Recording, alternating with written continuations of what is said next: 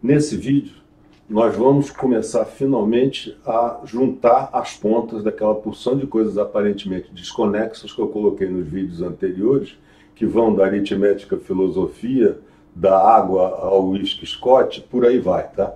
Então, isso tudo vai ter impacto na real avaliação de desempenho, especialmente quando se tratar de sistemas complexos. O primeiro sistema complexo que apareceu na humanidade foi a guerra. E, obviamente, a parte militar desenvolveu a estrutura para administrar a guerra antes das outras coisas. Então, a missão militar é composta de tarefa mais propósito. Então, o chefe diz assim: eu quero fazer isto para obter aquilo, eu quero chegar em tal lugar para destruir tal força. Então, chegar em tal lugar começa a ser a tarefa, o objetivo do subordinado dele. Então, ele bota o que ele tem que fazer para conseguir a tarefa do superior. E o subordinado dele faz a mesma coisa para conseguir a tarefa dele. De maneira que são alinhadas todas as expectativas. Então, isso vai descendo a escada até que, no fim, o último componente da cadeia faz a coisa de maneira que estruturadamente vai acontecendo tudo o que o primeiro ordenador desejou. Isto é válido tanto para coisas muito sérias, como, por exemplo, destruir um inimigo, como para coisas que hoje em dia são da maior seriedade, como, por exemplo, pintar o meio-fio de branco. Só muda de quem partiu a ordem do nível de hierárquico dessa pessoa. A medida de eficácia operacional, a ideia dela, conforme fartamente explicado no vídeo anterior, é avaliar exatamente a contribuição de cada um com o resultado final do sistema, ou da empresa, ou do que lá seja. Tá? Quando é uma empresa, é muito simples, porque a menos de objetivos inconfessáveis, o objetivo das empresas é o lucro. Então fica muito fácil, dado que o objetivo é simples e determinado, fica muito fácil administrar a estrutura para atingi-lo, né? Então, eu vou fazer o controle de uma empresa. O objetivo é o lucro e eu vou dar medida de eficácia para o pessoal da alta administração o lucro, para o pessoal da operação o custo, de maneira que a diferença da receita para o custo seja máxima e, portanto, haja um lucro. Então, eu ordeno todo mundo para que o lucro seja puxado para o melhor resultado. Esse alinhamento é a transformação em estrutura de uma fábula conhecida, dos dois burros amarrados pelo pescoço, que faziam um esforço danado, cada um querendo ver a sua parte, e até que finalmente, exaustos, chegam a um acordo. Vamos trabalhar juntos, os dois comem juntos uma pilha de feno, depois comem junto outra pilha de feno.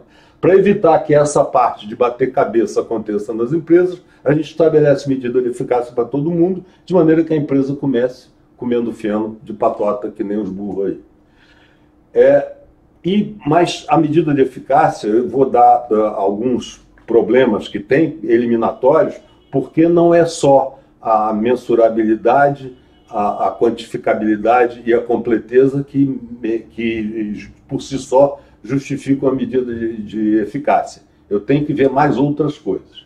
Primeiro, fixação na tarefa. Isso é muito interessante porque a gente chega num lugar e pergunta para o cidadão que está executando alguma coisa: qual é o seu objetivo? O objetivo de um é parafusar melhor, o objetivo do outro é dirigir melhor o setor, o objetivo de outro é analisar melhor a produção. Enfim, coisas que não são exatamente o objetivo dele. O objetivo dele tem que ser alinhado com o objetivo da empresa e a medida de eficácia, geralmente, desses caras é o custo. O único caso em que a gente apanha alguém que realmente está alinhado com a medida de eficácia é quando a gente apanha o cara lá no pé da cadeia hierárquica, porque esse cara, a medida de eficácia é o tempo. Então a gente chega para alguém: o que você tem que fazer? Não, eu tenho que fazer isso o mais rápido possível. Perfeito. Esse cara está diminuindo o custo da empresa. Quanto mais rápido um caixa trabalhar, por exemplo, menos caixas eu preciso ter e mais lucro eu posso ter na minha empresa. Tá? Então, é muito interessante desconectar esse pessoal da coisa que ele faz para não perder o emprego. Você, não, eu sou o melhor apertador de parafuso que tem. É claro que você é o melhor apertador de parafuso. Tanto é que você foi contratado e não é demitido. Existem alguns métodos de avaliação de pessoal o mais irritantes possíveis. Eles são páginas inteiras cheias de nota para você dar e no final você dá um peso para essas notas. Aí aparece, fulano de tal é compatível com os colegas, fulano de tal aparece em bom estado na empresa, se veste bem, e por aí vai, coisas do gênero.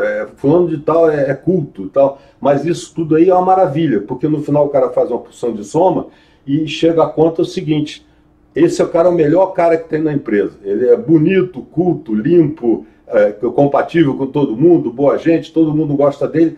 Ele trabalha, o trabalho dele é muito caro, mas isso tudo vale a pena. Ele é o melhor cara da empresa, ou seja, o melhor cara da empresa é o cara que não dá lucro. Então isso está errado e precisa ser observado com muita atenção, tá? Outra coisa é a fixação num determinado objetivo, que é um caminho que a pessoa traçou.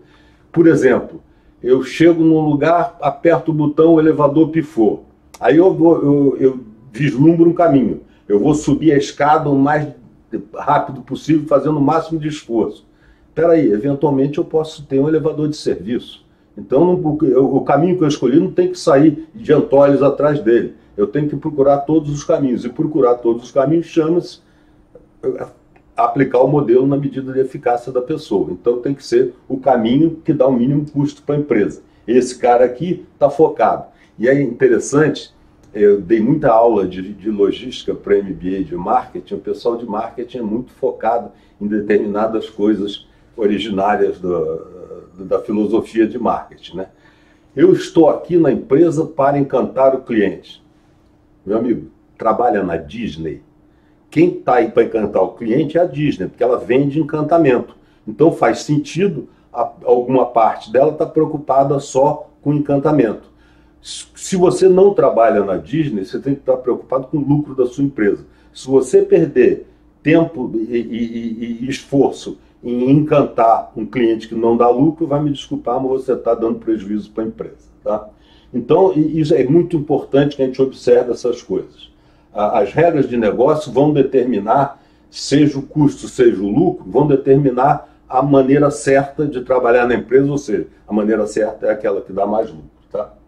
Então, os objetivos mais complexos, aqueles que fundem a culpa do tomador de decisão, são geralmente medidos por coisas complexas também, como pesquisa de opinião pública e etc. Tá?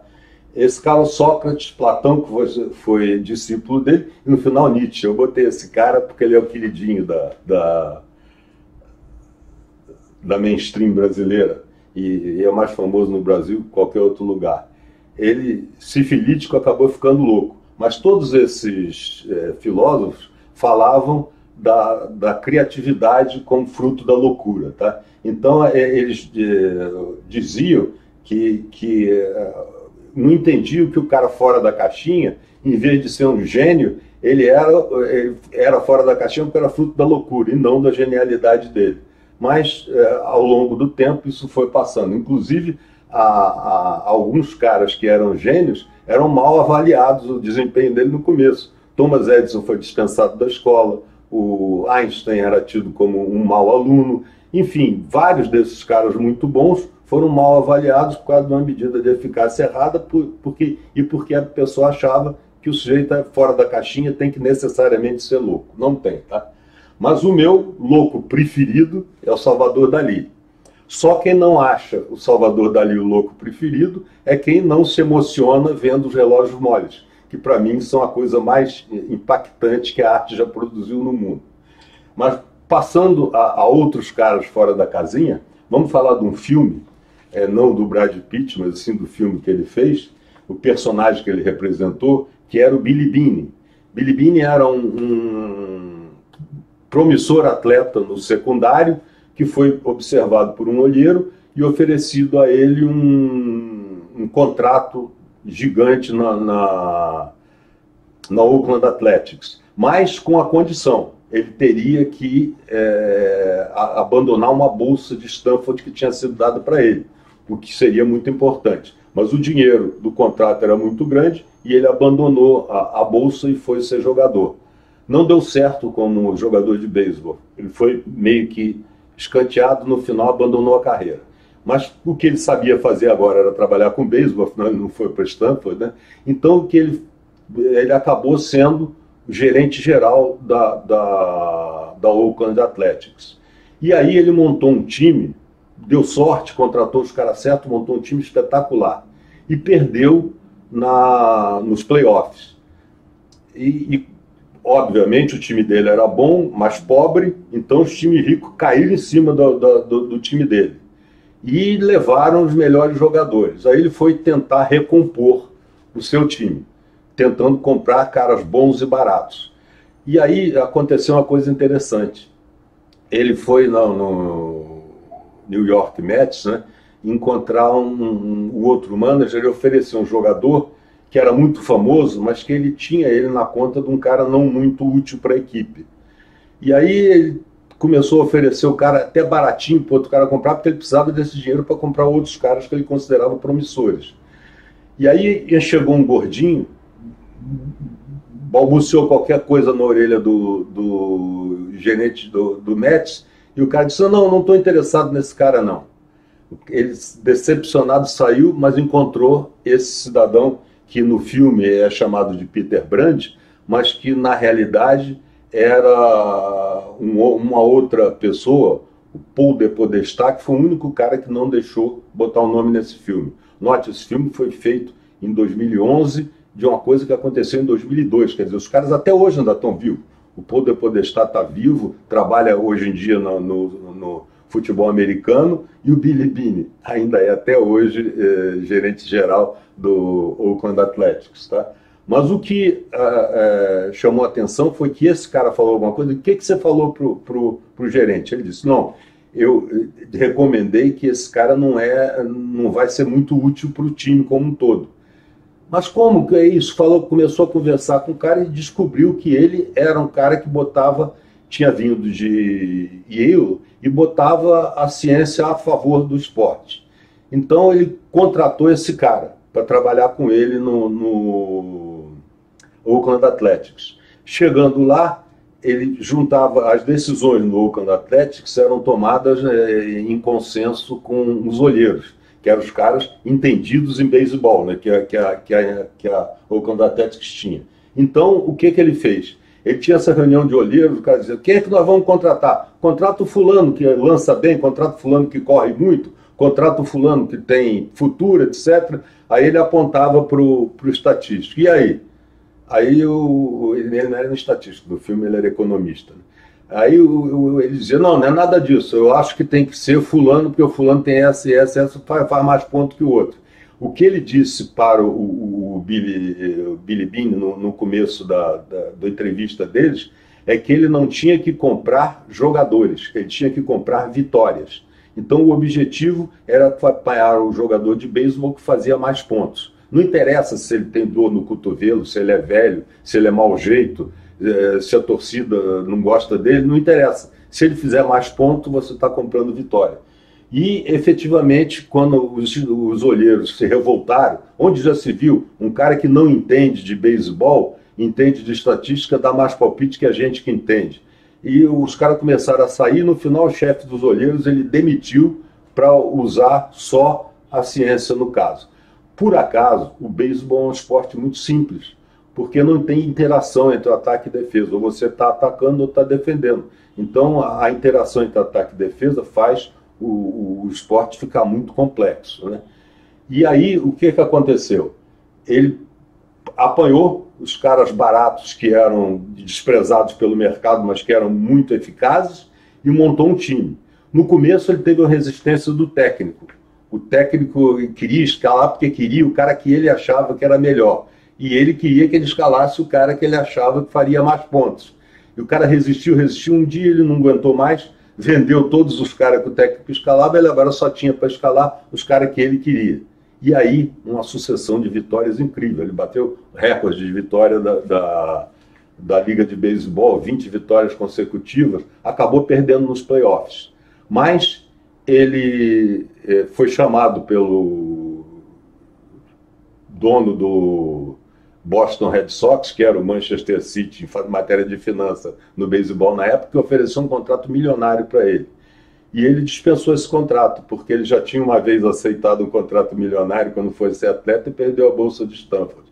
A diferença entre ser bilionário, que é um atleta muito bem pago, um homem que trata do esporte muito bem pago na América, ou ser apenas um milionário, para a pessoa mesmo não faz muita diferença, a menos que ela tenha a tal da sede do poder, né? Então ele ficou. Mas o que acontece é o seguinte, ele descobriu, tal como na medida de desempenho das empresas, a gente não pode levar em conta coisas não relevantes. O que a gente tem que levar em conta é o objetivo associado a uma medida de eficácia. E no caso ali era chegar na quarta base, fazer pontos. E aí apareceu uma novidade. Na medida que o esporte vai ficando complexo, a estatística venceu o olheiro, mas agora tem um cara que é olheiro da estatística. Eu tenho que procurar coisas em sistemas muito complexos que não são simples. Por exemplo, o futebol, que é uma coisa muito mais complexa do que o beisebol, eu não posso simplesmente apoiar o cara que faz mais gol. Porque esse cara pode ser um caneleiro danado e ter um tremendo armador que enche ele de bola e ele acaba fazendo gol. Eu não posso comprar um armador melhor do mundo porque ele pode dar a bola na canela do artilheiro e o artilheiro ser muito bom. Então, e tem um cara que bloqueia na defesa e que garante o trabalho desses outros, que rapidamente passa da defesa para o ataque. Então, agora tem que ter um cara que entende do sistema para poder ver qual é a estatística que interessa. Aconteceu na minha vida uma coisa muito engraçada em termos de estatística. Eu jogava polo aquático e um dia o técnico, que era o Wilton dos Bigodes, que era muito bom técnico e tinha sido jogador de polo aquático, me chamou e disse: escuta, por que você joga tão diferente quando joga no campo do adversário e quando joga na nossa piscina? Eu levei isso para casa para ficar matutando e descobri essa falha de caráter que eu tenho, que eu adoro, que é infernizar a vida dos outros. Então, quando eu jogava na casa do adversário, ia para frente e fazia gol para caramba. Quando eu jogava na nossa piscina, eu ficava na defesa com medo de ser criticado, levar uma bola nas costas, coisas assim. Então, esse tipo de coisa é preciso ver. Por exemplo, fulano de tal faz muito gol, mas se você olhar, esse cara só é escalado em jogo fácil. Porque em jogo difícil, o centroavante muito bom é preservado para guardar energia para o próximo jogo. Então, esse tipo de coisa coloca o cara que entende do esporte numa situação diferente em relação a quem não está lá. E aí acontece uma outra coisa. Eu já falei da fixação na tarefa, já falei na fixação do caminho, agora vamos trabalhar nas análises das variáveis. O que é isso? Isso aqui é uma fórmula para a medida de eficácia. Algo tão simples assim, é o custo, né? Uma regressão, 5 variáveis e um parâmetro aritmético na frente dela, eu faço a soma, o custo é isso aqui. É uma coisa muito simples. Agora, tem alguma coisa que tem que ser observada. Quais são dessas variáveis que eu controlo? Ou seja, que eu posso fazer uso para aumentar o valor, ou diminuir, no caso do custo, né, o valor dessa minha medida de eficácia. Então, eu vou ter um resultado, que é um conjunto que a gente chama de regras de negócio, de parâmetros que o cara vai trabalhar no negócio dele. E tem as variáveis não aleatórias. Essas aí eu não controlo, mas ninguém controla. Quem controla é a natureza, quem controla é o mercado, são coisas impessoais. O que faz com que essa fórmula passe a ser não utilizável simplesmente com aritmética. Eu já tenho que fazer uma simulação para ver intervalo de confiança, coisas mais elaboradas do que isso. Mas aí vem a pior parte do negócio. É uma variável não controlada, ou seja, ela é controlada, mas por alguém exterior ao meu processo. Isso aí é horrível. Por quê?